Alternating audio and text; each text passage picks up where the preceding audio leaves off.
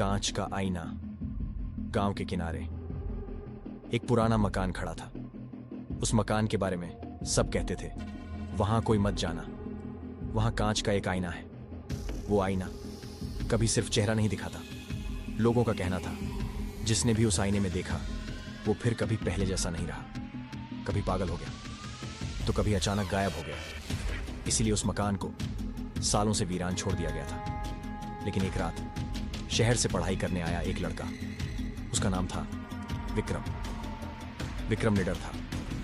वो भूत प्रेत की कहानियों पर विश्वास नहीं करता था।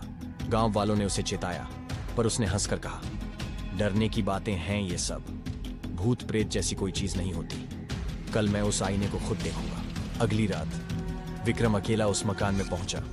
मकान अंधेरे में डूबा था। टूटी खिड़कियां, झूलते दरवाजे और जाले से ढकी दीवारें।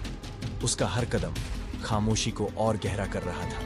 धीरे धीरे वो उस कमरे तक पहुंचा जहां कहा जाता था कि आईना रखा है। कमरे का दरवाजा धकेलते ही ठंडी हवा का झोंका आया और हाँ, सामने दीवार पर टंगा था वो बड़ा पुराना आईना। आईना धूल से ढका था, लेकिन उसमें अजीब सी चमक थी। विक्रम पास गया और अपनी हथेली से आईना साफ किया। आईने में उसका चेहरा दिखाई दिया, पर धीरे धीरे उसका चेहरा बदलने लगा। अब आईने में उसका चेहरा नहीं था, बल्कि एक अजनबी चेहरा था। सफेद चेहरा, खाली आंखें और होठों पर डरावनी मुस्कान। विक्रम कांप उठा। अचानक वो चेहरा बोल पड़ा, तुम आ ही गए, मैं तुम्हारा इंतजार कर रहा था। विक्रम हक्का बक्का रह गया। उसके गले से आवाज तक नहीं निकली। आईना फिर बोला, अब तुम मेरे हो, तुम बाहर नहीं जा पाओगे। विक्रम ने हिम्मत जुटाई और बोला, तुम कौन हो? आईना हंस पड़ा।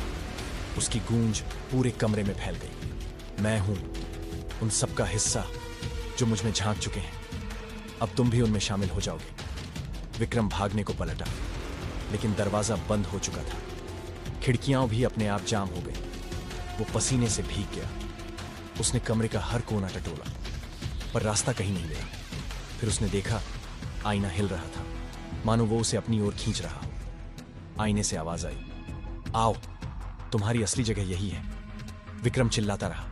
उसने हाथ पैर मारे, पर धीरे धीरे उसका शरीर भारी होने लगा। उसके कदम खुद ब खुद आईने की ओर बढ़ने लगे। जैसे ही उसने आखिरी बार चीख मारी, वो आईने के अंदर खिंच गया। कमरा शांत हो गया।